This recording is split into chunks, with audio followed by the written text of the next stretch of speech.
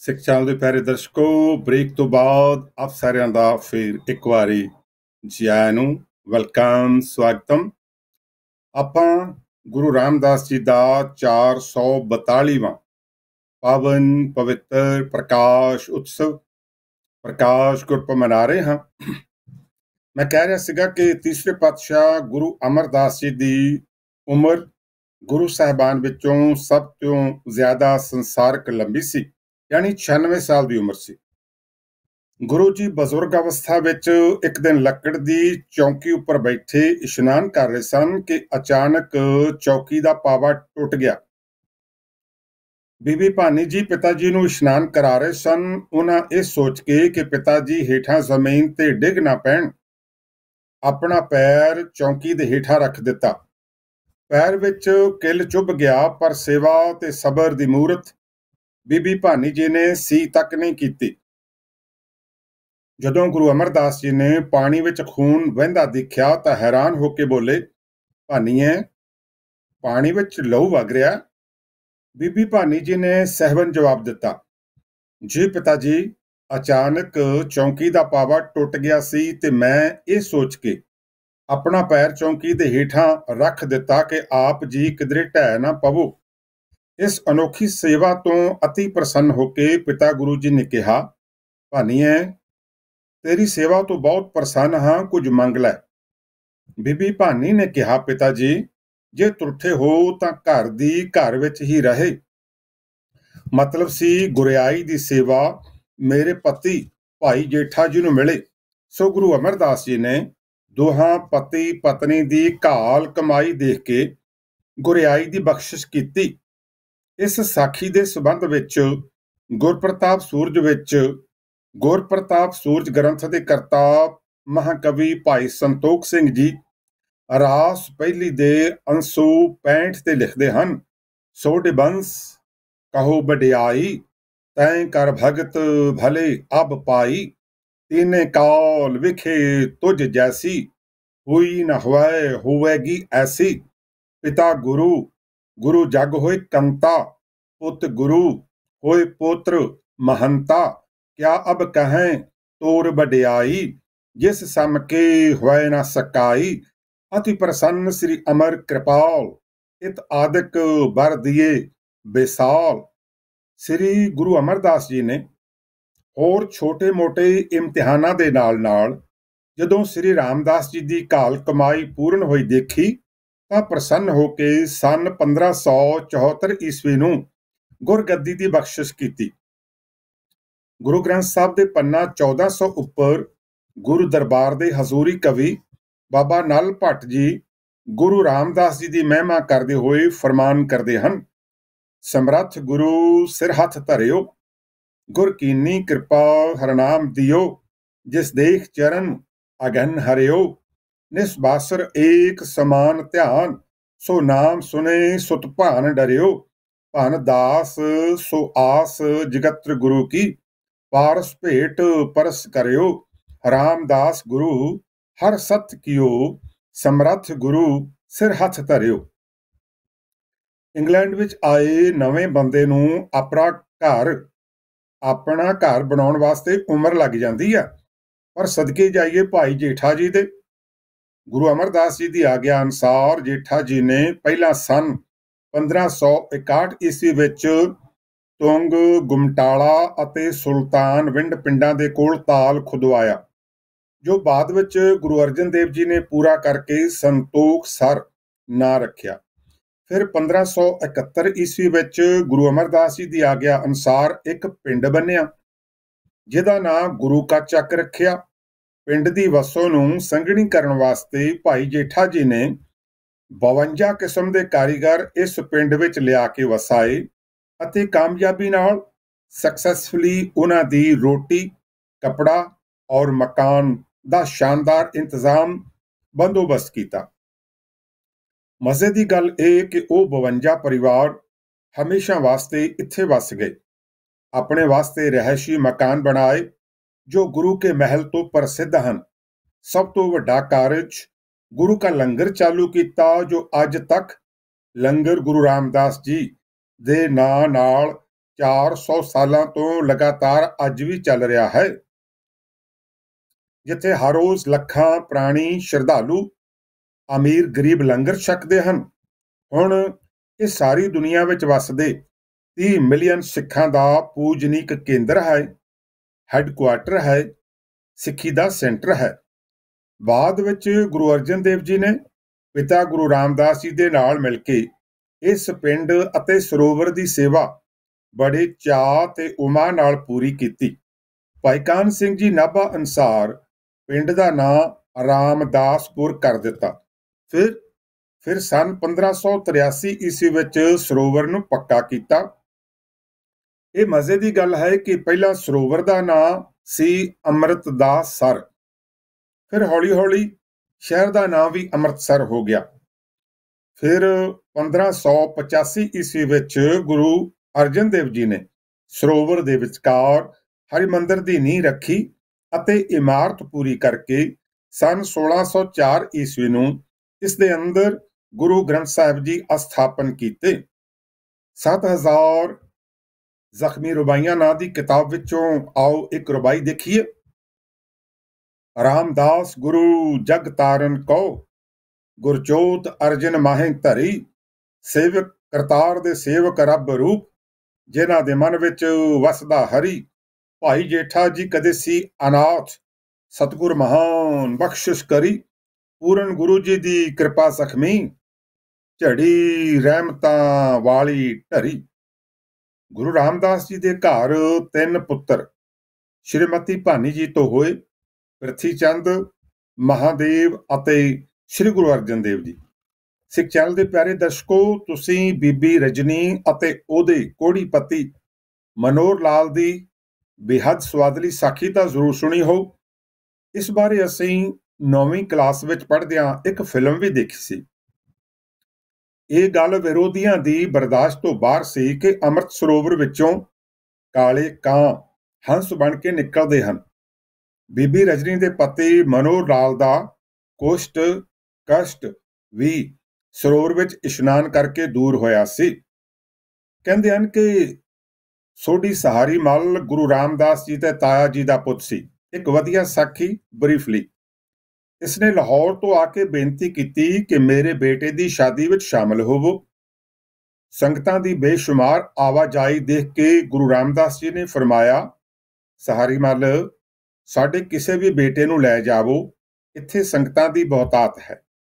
ਜਦ ਵੱਡੇ ਪ੍ਰਿਥੀ ਚੰਦ ਨੂੰ ਪੁੱਛਿਆ ਤਾਂ ਉਹਨੇ ਇਹ ਕਹਿ ਕੇ ਜਵਾਬ ਦੇ ਦਿੱਤਾ, ਜੇ ਮੈਂ ਲਾਹੌਰ ਚਲਾ ਗਿਆ ਤਾਂ ਲੰਗਰ ਦਾ ਇੰਤਜ਼ਾਮ ਕੌਣ ਕਰੂ। ਮਹਾਦੇਵ ਦੂਸਰੇ ਬੇਟੇ ਨੂੰ ਪੁੱਛਿਆ ਤਾਂ ਉਹਨੇ ਕਿਹਾ, ਪਿਤਾ ਜੀ, ਕੌਣ ਸੰਬੰਧੀ ਤੇ ਕੌਣ ਭਰਾ, ਮੈਂ ਨਹੀਂ ਕਿਸੇ ਨੂੰ ਜਾਣਦਾ। ਯਾਨੀ ਕਿ ਉਹ ਵਿਰਕਤ ਸੀ, ਵਿਹੰਗਮ ਸੀ, ਉਦਾਸੀ ਸੀ। ਹੁਣ ਸਭ ਤੋਂ ਛੋਟੇ ਅਰਜਨ ਦੇਵ ਜੀ ਨੂੰ ਪੁੱਛਿਆ। ਉਹਨੇ ਗੁਰੂ ਪਿਤਾ ਜੀ ਦਾ ਹੁਕਮ ਮੰਨ ਕੇ ਕਿਹਾ, ਪਿਤਾ ਜੀ, ਜਿਵੇਂ ਆਪ ਜੀ ਦੀ ਆਗਿਆ। ਇਹ ਬੜੀ ਦਿਲਚਸਪ ਗੱਲ ਹੈ ਕਿ ਜਾਣ ਤੋਂ ਪਹਿਲਾਂ ਗੁਰੂ ਜੀ ਨੇ ਸ੍ਰੀ ਗੁਰੂ ਅਰਜਨ ਦੇਵ ਜੀ ਨੂੰ ਕਿਹਾ, ਉਦੋਂ ਗੁਰੂ ਨਹੀਂ ਸਨ, ਸ੍ਰੀ ਅਰਜਨ ਜੀ ਨੂੰ ਕਿਹਾ, ਬੇਟਾ, ਤੁਸੀਂ ਲਾਹੌਰ ਹੀ ਰਹਿਣਾ, ਜਦ ਤੱਕ ਤੁਹਾਨੂੰ ਵਾਪਸ ਆਉਣ ਲਈ ਅਸੀਂ ਨਹੀਂ ਕਹਿੰਦੇ। ਜਦੋਂ ਸ੍ਰੀ ਅਰਜਨ ਦੇਵ ਜੀ ਲਾਹੌਰ ਵਿੱਚ ਕੁਝ ਮਹੀਨੇ ਬੀਤ ਗਏ ਤਾਂ ਪਿਤਾ ਗੁਰੂ ਜੀ ਦੀ ਯਾਦ ਸਤਾਉਣ ਲੱਗੀ। ਉਹਨਾਂ ਨੇ ਆਪਣੇ ਦਿਲ ਦਾ ਹਾਲ ਪਹਿਲੀ ਚਿੱਠੀ ਵਿੱਚ ਇਉਂ ਲਿਖਿਆ। ਇਹ ਮਜ਼ੇ ਦੀ ਗੱਲ ਹੈ ਕਿ ਇਹ ਚਾਰੇ ਚਿੱਠੀਆਂ, 3 ਚਿੱਠੀਆਂ ਤੇ ਚੌਥਾ ਪਦ ਵੀ ਅੱਜ ਵੀ ਅਸੀਂ ਗੁਰੂ ਗ੍ਰੰਥ ਸਾਹਿਬ ਵਿੱਚ ਦੇਖ ਸਕਦੇ ਹਾਂ। ਇਹ ਇਤਿਹਾਸਕ ਗੱਲ ਹੈ, ਬਹੁਤ ਵੱਡੀ ਗੱਲ ਹੈ। ਪਹਿਲੀ ਚਿੱਠੀ ਵਿੱਚ ਸ਼੍ਰੀ ਅਰਜਨ ਦੇਵ ਜੀ ਨੇ ਲਾਹੌਰ ਤੋਂ ਇਹ ਸ਼ਬਦ ਲਿਖੇ। ਗੁਰੂ ਰਾਮਦਾਸ ਜੀ ਵੱਲ ਕੀ ਲਿਖਿਆ, ਮੇਰਾ ਮਨ ਲੋਚਾਏ ਗੁਰ ਦਰਸ਼ਨ ਤਾਈ, ਬਿਲਪ ਕਰੇ ਚਾਤਰਿਕ ਕੀ ਨਿਆਈ, ਤ੍ਰਿਖਾ ਨਾ ਉਤਰਾਏ ਸ਼ਾਂਤ ਨਾ ਆਵਾਏ, ਬਿਨ ਦਰਸ਼ਨ ਸੰਤ ਪਿਆਰੇ ਜੀਓ, ਹੋਂ ਕੋ ਲੀਜਿਓ ਘੋਲ ਘੁਮਾਈ, ਗੁਰ ਦਰਸ਼ਨ ਸੰਤ ਪਿਆਰੇ ਜੀਓ। ਸ੍ਰੀ ਅਰਜਨ ਦੇਵ ਜੀ ਨੇ ਲਾਹੌਰ ਤੋਂ ਇਹ ਚਿੱਠੀ ਇੱਕ ਸਿੱਖ ਦੇ ਰਾਹੀਂ ਭਿਜਵਾਈ ਸੀ, ਪਰ ਰਸਤੇ ਵਿੱਚ ਹੀ ਪ੍ਰਿਥੀਆ ਜੀ ਨੇ ਇਹ ਚਿੱਠੀ ਨੱਪ ਲਈ, ਕਬਜ਼ੇ ਵਿੱਚ ਕਰ ਲਈ ਤੇ ਗੁਰੂ ਪਿਤਾ ਜੀ ਤੱਕ ਨਹੀਂ ਪਹੁੰਚਾਈ। ਕੁਝ ਸਮਾਂ ਉਡੀਕਣ ਤੋਂ ਬਾਅਦ ਸ੍ਰੀ ਅਰਜਨ ਦੇਵ ਜੀ ਨੇ ਬੇਬਲ ਹੋ ਕੇ ਦੂਸਰੀ ਚਿੱਠੀ ਲਿਖੀ, ਜਿਹਦੇ ਸ਼ਬਦ ਸਨ, ਤੇਰਾ ਮੁਖ ਸੁਹਾਵਾ ਜੀਓ, ਸਹਿਜ ਧੁਨ ਬਾਣੀ, चिर होवा देखे सारंग पानी, धन स्वदेश जहां तू वस्या, मेरे सज्जन मीत मुरारे जियो। हों घोली हों घोल कमाई, गुर सज्जन मीत मुरारे जियो। ਰਾਹੋ। ਜਦੋਂ ਦੂਜੀ ਚਿੱਠੀ ਦਾ ਜਵਾਬ ਵੀ ਨਾ ਆਇਆ ਤਾਂ ਸ੍ਰੀ ਅਰਜਨ ਦੇਵ ਜੀ ਨੇ ਹੋਰ ਵੀ ਚਿੰਤਾਤੁਰ ਹੋ ਕੇ, ਫਿਕਰਮੰਦ ਹੋ ਕੇ ਤੀਜੀ ਚਿੱਠੀ ਲਿਖ ਕੇ ਸਿੱਖ ਨੂੰ ਸਖਤ ਤਾਕੀਦ ਕੀਤੀ ਕਿ ਚਿੱਠੀ ਪਿਤਾ ਗੁਰੂ ਰਾਮਦਾਸ ਜੀ ਦੇ ਚਰਨਾਂ ਵਿੱਚ ਜਾ ਕੇ ਰੱਖਣੀ। ਤੀਜੀ ਚਿੱਠੀ ਦੇ ਬੋਲ ਸਨ, ਇੱਕ ਘੜੀ ਨਾ ਮਿਲਤੇ ਤਾਂ ਕਲਯੁਗ ਹੋਤਾ, ਹੁਣ ਕਦ ਮਿਲੀਐ ਪ੍ਰਿਆ ਤੁਧ ਭਗਵੰਤਾ। ਮੋਹਿ ਰਹਿਣ ਨਾ ਵਿਹਾਵੈ ਨੀਂਦ ਨਾ ਆਵੈ, ਬਿਨ ਦੇਖੇ ਗੁਰਦਰਬਾਰੇ ਜੀਓ। ਹੋਂ ਘੋਲੀ ਜਿਉ ਘੋਲ ਘੁਮਾਈ, ਤੇ ਸੱਚੇ ਗੁਰਦਰਬਾਰੇ ਜੀਓ। ਰਾਹੋ। ਬਚਪਨ ਵਿੱਚ ਸਾਡੇ ਪਿਤਾ ਗਿਆਨੀ ਦਰਸ਼ਨ ਸਿੰਘ ਸਾਥੀ ਇਹ ਦਿਲਚਸਪ ਸਾਖੀ ਸੁਣਨ ਵੇਲੇ ਦੱਸਦੇ ਸਨ ਕਿ ਗੁਰੂ ਰਾਮਦਾਸ ਜੀ ਨੇ ਸ੍ਰੀ ਅਰਜਨ ਦੇਵ ਜੀ ਦੀ ਲਾਹੌਰ ਤੋਂ ਆਈ ਚਿੱਠੀ ਦਾ ਨੰਬਰ 3 ਦੇਖਿਆ ਤਾਂ ਬਾਹਲੇ ਹੈਰਾਨ ਹੋਏ, ਕੁਝ ਪਰੇਸ਼ਾਨ ਵੀ ਹੋਏ। ਗਹਿਰੀ ਪੁੱਛ ਪੜਤਾਲ ਕਰਨ ਤੇ ਪਤਾ ਲੱਗਾ ਕਿ ਪਹਿਲੀਆਂ 2 ਚਿੱਠੀਆਂ ਪ੍ਰਿਥਿਆ ਜੀ ਨੇ ਲੁਕੋਈਆਂ ਸਨ ਤਾਂ ਕਿ ਪਿਤਾ ਗੁਰੂ ਰਾਮਦਾਸ ਜੀ ਨੂੰ श्री अर्जन देव जी की बेहद काबलियत का पता ना लग सके। पर सच्चाई छुप नहीं सकती बनावट के असूलों से, कि खुशबू आ नहीं सकती कभी कागज के फूलों से। चिट्ठी दी मनोहर शब्दावली पढ़ के गुरु रामदास जी गद गद हो गए, बाग बाग हो गए। जदों दर्द विछोड़े दे हाल नाल कालजे नूं धूप आउंदियां बाकी चिट्ठियां भी मिल गईयां ਤਾਂ ਗੁਰੂ ਰਾਮਦਾਸ ਜੀ ਦੀ ਖੁਸ਼ੀ ਦਾ ਕੋਈ ਹੱਦ ਬੈਨਾ ਨਹੀਂ ਸੀ, ਕੋਈ ਪਰਵਾਰ ਨਹੀਂ ਸੀ। ਪਿਤਾ ਜੀ ਦੀ ਇੱਕ ਰਵਾਇਤ ਸੁਣਾਉਂਦਾ ਹਾਂ। ਦੁਨੀਆ ਦੇ ਵਿੱਚ ਹਰ ਇੱਕ ਚੀਜ਼ ਦਾ ਬਣਿਆ ਕੁਦਰਤੀ ਜੋੜਾ, ਸ਼ਾਦੀ ਗਮੀ ਤੇ ਦੁੱਖ ਸੁੱਖ ਜਿਵੇਂ ਮੇਲ ਦੇ ਨਾਲ ਵਿਛੋੜਾ। ਮਿਲਣੇ ਵੇਲੇ ਹਰ ਕੋਈ ਹੱਸਦਾ ਅੱਜ ਹਰ ਖੁਸ਼ੀ ਮਨਾਵੇ, ਪਰ ਵਿਛੜਨ ਵੇਲੇ ਸਭ ਦਾ ਸਾਥੀ ਦਿਲ ਹੋ ਜਾਂਦਾ ਥੋੜਾ। खैर, जदों गुरु रामदास जी चिट्ठी का एक एक अखर पढ़ के सिर तो पैरों तक अत्यंत प्रसन्न हो गए तो बाबा बुढ़ा जी ने बेनती की कि लाहौर जाके श्री अर्जन देव जी नूं बड़े सत्कार नाल लै आवो। जदों श्री अर्जन देव जी श्री हरमंदर दरबार साहिब पहुंचे तो लम्मी जुदाई का दुख ना बर्दाश्त करदियां पिता गुरु रामदास जी के चरणों उत्ते सिर रख दिता। गुरु जी ने श्री अर्जन देव जी नूं बाहों फड़ के हिक नाल ला के जफ्फी विच भीच लिया ते फरमाया, हुण चौथा पद भी उचारण करो। चौथे पद दे बोल ए सन, भाग होआ गुर संत मिलाया, प्रभ अविनाशी घर मैं पाया, सेव करी पल चसा न विछड़ा, जन नानक दास तुम्हारे जियो। हों घोली जियो घोल घुमाई, जन नानक दास तुम्हारे जियो। ਇਹ ਅਤ ਸ਼ਰਧਾ, ਦਿਲੀ ਪ੍ਰੇਮ, ਬੇਸ਼ੁਮਾਰ ਸਤਕਾਰ ਦੇਖ ਕੇ ਪਿਤਾ ਗੁਰੂ ਰਾਮਦਾਸ ਜੀ ਨੇ ਬਾਬਾ ਬੁੱਢਾ ਜੀ ਅਤੇ ਭਾਈ ਗੁਰਦਾਸ ਜੀ ਨਾਲ ਸਲਾਹ ਕਰਕੇ ਸੰਗਤਾਂ ਦੇ ਸਾਹਮਣੇ 5 ਪੈਰੇ 5 ਪੈਸੇ ਤੇ ਨਾਰੀਅਲ ਰੱਖ ਕੇ ਸ੍ਰੀ ਅਰਜਨ ਦੇਵ ਜੀ ਨੂੰ ਮੱਥਾ ਟੇਕ ਦਿੱਤਾ ਤੇ ਗੁਰੂ ਹੋਣ ਦਾ ਮਾਣ ਬਖਸ਼ਿਆ। ਬਾਬਾ ਬੁੱਢਾ ਜੀ ਨੇ ਗੁਰਿਆਈ ਦਾ ਤਿਲਕ ਦਿੱਤਾ। ਗੁਰੂ ਜੀ ਨੇ ਸੰਗਤਾਂ ਨੂੰ ਹੁਕਮ ਕੀਤਾ ਕਿ ਹੁਣ ਗੁਰਗੱਦੀ ਦੇ ਮਾਲਕ ਗੁਰੂ ਅਰਜਨ ਦੇਵ ਜੀ ਹਨ। ਫਿਰ ਸੰਗਤਾਂ ਨੂੰ ਧੀਰਜ ਦੇ ਕੇ ਗੁਰੂ ਰਾਮਦਾਸ ਜੀ ਗੋਇੰਦਵਾਲ ਚਲੇ ਗਏ, ਜਿੱਥੇ 1 ਸਤੰਬਰ ਸਨ 1581 ਈਸਵੀ ਨੂੰ ਜੋਤੀ ਜੋਤ ਸਮਾਏ।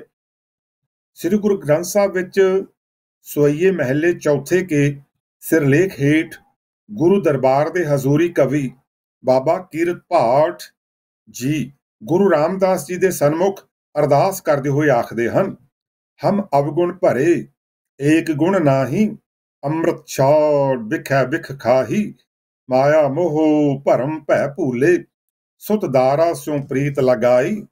ਇੱਕ ਉੱਤਮ ਪੰਥ ਸੁਣਿਓ ਗੁਰ ਸੰਗਤ, ਤੇ ਮਿਲੰਤ ਜਮ ਤਰਾਸ ਮਿਟਾਈ। ਇੱਕ ਅਰਦਾਸ ਭਾਟ ਕੀਰਤ ਕੀ, ਗੁਰ ਰਾਮਦਾਸ ਰਾਖੋ ਸ਼ਰਣਾਈ। ਸਿੱਖ ਚੈਨਲ ਦੇ ਪਿਆਰੇ ਦਰਸ਼ਕੋ, ਹੁਣ ਤੱਕ ਲਿਖਣ ਦਾ ਸ਼ੌਕ ਰੱਖਦਾ ਹਾਂ, ਹੁਣ ਵੀ ਲਿਖਦਾ ਹਾਂ, 100 ਕੁ ਨਜ਼ਮਾਂ ਯਾਨੀ 100 ਕੁ ਕਵਿਤਾਵਾਂ ਲਿਖੀਆਂ ਗਈਆਂ ਹਨ। ਜਦੋਂ ਮੈਂ ਅੱਜ ਦੇ ਇਸ ਪ੍ਰੋਗਰਾਮ ਨੂੰ ਤਰਤੀਬ ਦੇ ਰਿਹਾ ਸੀ ਤਾਂ ਮਨ ਵਿੱਚ ਆਇਆ ਕਿ ਇਸ ਟੂ ਦੀ ਪੁਆਇੰਟ ਇਸ ਮੌਕੇ ਤੇ ਕਿਹੋ ਜਿਹੀ ਕਵਿਤਾ ਹੋਣੀ ਚਾਹੀਦੀ ਹੈ। ਇਹ ਕਵਿਤਾ ਵਿਸ਼ੇਸ਼ ਤੌਰ ਤੇ ਜਿੱਥੇ ਮੈਂ ਸਾਰੇ ਦਰਸ਼ਕਾਂ ਦੀ ਨਜ਼ਰ ਕਰਦਾ ਹਾਂ, ਸਾਡੀ ਟੈਕਨੀਕਲ ਟੀਮ ਦੇ ਕੁਮਾਰ ਕਾਰਤਿਕ ਸਾਹਿਬ ਦੀ ਨਜ਼ਰ ਵੀ ਕਰਦਾ ਹਾਂ। ਲਓ ਜੀ, ਨਜ਼ਮ ਇੱਥੋਂ ਸ਼ੁਰੂ ਹੁੰਦੀ ਹੈ। ਦੁਪਹਿਰ ਦਾ ਵੇਲਾ, ਡਾਢੀ ਗਰਮੀ, ਲੂੰਦੀ ਧੁੱਪ, ਔਖੀ ਸੀ ਜਰਨੀ। ਸ੍ਰੀ ਹਰਮੰਦਰ, ਸ੍ਰੀ ਅੰਮ੍ਰਿਤਸਰ, ਗੁਰੂ ਰਾਮਦਾਸ ਬੈਠੇ ਜਿਸ ਅੰਦਰ। ਸ੍ਰੀ ਅੰਮ੍ਰਿਤਸਰ, ਸ੍ਰੀ ਹਰਮੰਦਰ, ਗੁਰੂ ਰਾਮਦਾਸ ਬੈਠੇ ਜਿਸ ਅੰਦਰ। ਚੰਨ 14ਵੀਂ ਵਰਗਾ ਚਿਹਰਾ, ਸਾਬਤ ਕਦਮ, ਬੜਾ ਵੱਡਾ ਜੇਰਾ। ਸੁੰਦਰ ਸਰੂਪ ਨਾਮ ਦੀ ਖੁਮਾਰੀ, ਸ਼ਬਦ ਸੁਰਤ ਹੈ ਜੱਗੋਂ ਨਿਆਰੀ। ਤਾਜ਼ੇ ਫੁੱਲਾਂ ਦੇ ਗਲ ਵਿੱਚ ਹਾਰ, ਮਹਿਕ ਰਹੇ ਵਾਹ ਖੁਸ਼ਬੂਦਾਰ। ਚਿਹਰਾ ਮੁਬਾਰਕ, ਬਰਸਦਾ ਨੂਰ, ਸ਼ੋਭਾ ਗੁਰਾਂ ਦੀ ਬੜੀ ਮਸ਼ਹੂਰ। ਗੁਰੂ ਰਾਮਦਾਸ ਦੇ ਬੋਲ ਅਨਮੋਲ, ਹਰ ਕੋਈ ਚਾਹੇ ਬੈਠੀਏ ਕੋਲ। ਹਮ ਹਮਾ ਕੇ ਆਈਆਂ ਸੰਗਤਾਂ, ਇੱਧਰ ਸੰਗਤਾਂ ਉੱਧਰ ਪੰਗਤਾਂ। ਫਿਰ ਇੱਕ ਟਰਨਿੰਗ ਪੁਆਇੰਟ ਆਇਆ ਇਸ ਸਾਖੀ ਵਿੱਚ ਕਿ ਬਾਹਰੋਂ ਆਏ ਬਾਬਾ ਸ੍ਰੀ ਚੰਦ, ਹੈਰਾਨ ਰਹਿ ਗਏ ਦੇਖ ਆਨੰਦ। ਗੁਰੂ ਨਾਨਕ ਦੇਵ ਜੀ ਦੇ ਵੱਡੇ ਸੁਪੁੱਤਰ, ਦੇਖੀ ਰੌਸ਼ਨ ਹਰ ਇੱਕ ਨੁੱਕਰ। ਸੁਭਾਅ ਦੇ ਬੜੇ ਸੀ ਤੇਜ ਤਰਾਰ, ਕਰਨ ਆਏ ਦਰਸ਼ਨ ਦੀਦਾਰ। 117 ਸਾਲ ਬਾਬਾ ਜੀ ਦੀ ਉਮਰ, ਭਰਵੱਟੇ ਬਣ ਗਏ ਸੀ ਝੁੰਮਰ। ਦਾਖਲ ਹੋਏ ਜਦ ਗੁਰ ਦਰਬਾਰ, ਰੌਣਕਾਂ ਦੇਖੀਆਂ ਬੇਸ਼ੁਮਾਰ। ਸ਼ਾਹ ਲਾਹੀ ਹਿਰਦੇ ਵਸੀ, ਪਿਤਾ ਦੀ ਯਾਦ ਸੀਨੇ ਵਿੱਚ ਧਸੀ। ਪਿਤਾ ਜਾਣੀ ਗੁਰੂ ਨਾਨਕ ਦੇਵ ਜੀ। ਗੁਰੂ ਨਾਨਕ ਦੇਵ ਜੀ ਦੇ ਵੱਡੇ ਬੇਟੇ ਸਨ ਬਾਬਾ ਸ੍ਰੀ ਚੰਦ ਜੀ, ਜੋ ਗੁਰੂ ਰਾਮਦਾਸ ਜੀ ਦੇ ਦਰਬਾਰ ਵਿੱਚ ਆਏ। ਸ਼ਬ ਇਲਾਹੀ ਸੀ ਹਰਿਮੰਦਰ, ਝਾਤ ਮਾਰੀ ਆਪਣੇ ਦਿਲ ਅੰਦਰ। ਅਥਾਹ ਰੌਣਕਾਂ ਹੋਈ ਹੈਰਾਨੀ, ਕੋਈ ਨਾ ਜੱਗ ਵਿੱਚ ਇਸ ਦਾ ਸਾਨੀ। ਹੋਰ ਨਾ ਡਿੱਠਾ ਸੁੰਦਰ ਮੰਦਰ, ਧਰਤ ਪਾਤਾਲ ਅਤੇ ਗਗਨ ਅੰਦਰ। ਗੁਰੂ ਜੀ ਨੇ ਰਜਵੀਂ ਸੇਵ ਕਮਾਈ, ਹੱਥੀਂ ਬੱਧੀ ਖਿਦਮਤ ਪਾਈ। ਦੁਪਹਿਰੋਂ ਬਾਅਦ ਹੋਈਆਂ ਵਿਚਾਰਾਂ, ਜਗਤ ਜਲੰਦੇ ਲਈਆਂ ਸਾਰਾਂ। ਜਿਸ ਵੇਲੇ ਹੋਈਆਂ ਅੱਖੀਆਂ ਚਾਰ, ਆਪਣੇ ਮਨ ਵਿੱਚ ਮੰਨੀ ਹਾਰ। ਧਰਮ ਸਿਆਸਤ ਕੀ ਹੈ ਜ਼ਿੰਦਗੀ, ਕਿੱਦਾਂ ਹੋਵੇ ਅਮਲੀ ਬੰਦਗੀ।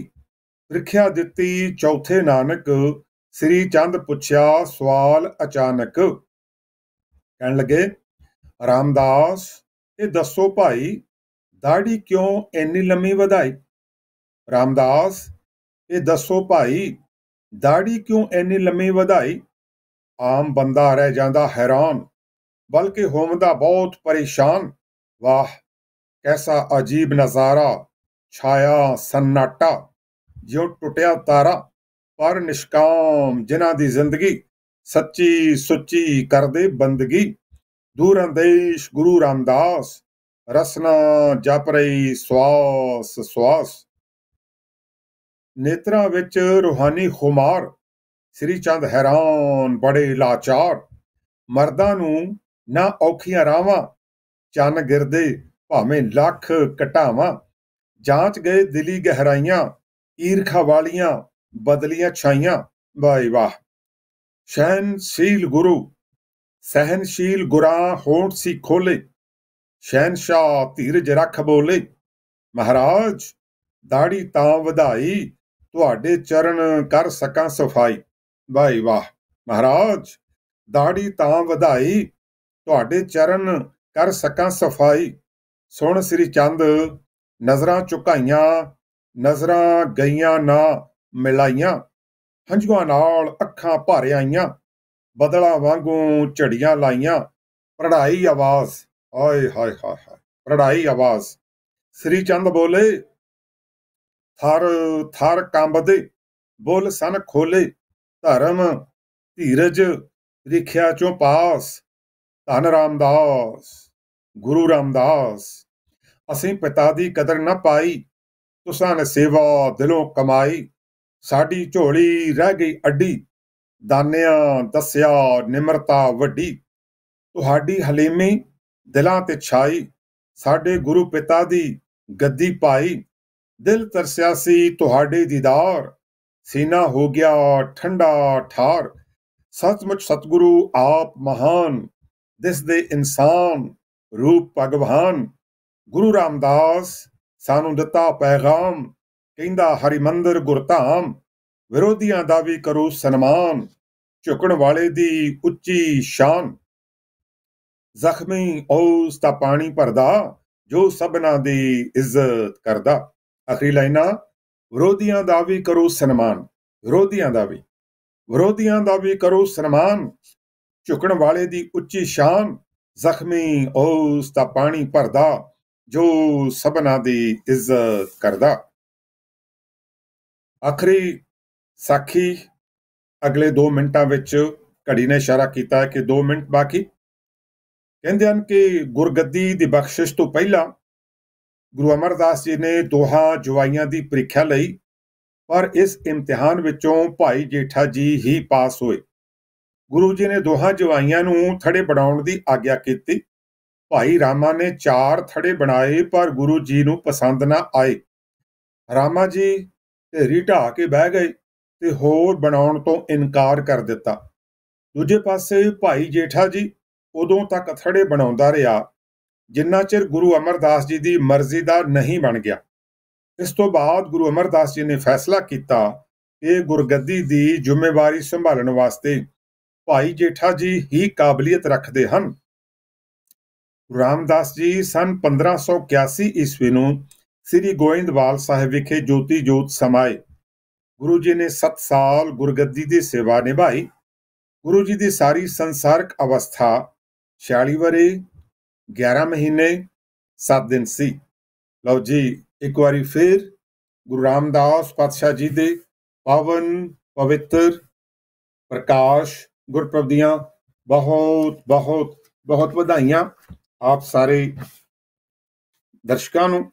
442ਵਾਂ ਅਸੀਂ ਇਹ ਗੁਰਪੁਰਬ ਮਨਾ ਰਹੇ ਹਾਂ। ਤੁਸੀਂ ਜੇ ਕਮੈਂਟਸ ਕਰਨੇ ਹੋਣ, ਫੀਡਬੈਕ ਦੇਣੀ ਹੋਵੇ ਤਾਂ YouTube ਤੇ ਬਰਿੰਦਰ ਸਿੰਘ ਜ਼ਖਮੀ। ਜੇ ਲੰਬੀ ਚੌੜੀ ਗੱਲ ਕਰਨੀ ਹੋਵੇ ਤਾਂ ਈਮੇਲ ਕਰੋ ਜੀ barinder_singh_7@hotmail.co.uk।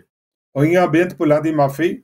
ਧੰਨਵਾਦ ਸੁਣਵੀਰ ਕੁਮਾਰ ਕਾਰਤਿਕ ਸਾਹਿਬ ਦਾ, ਜੋ ਪ੍ਰੋਗਰਾਮ ਨੂੰ ਬੜੀ ਵਧੀਆ ਤਰਤੀਬ ਦਿੰਦੇ ਹਨ, ਹਾਰਡ ਵਰਕਰ ਹਨ, ਸਹਿਯੋਗੀ ਹਨ। ਅਸੀਂ ਇਹਨਾਂ ਵਾਸਤੇ ਵੀ ਅਰਦਾਸ ਕਰਦੇ ਹਾਂ, ਇਹਨਾਂ ਦੀ ਚੜ੍ਹਦੀ ਕਲਾ ਵਾਸਤੇ।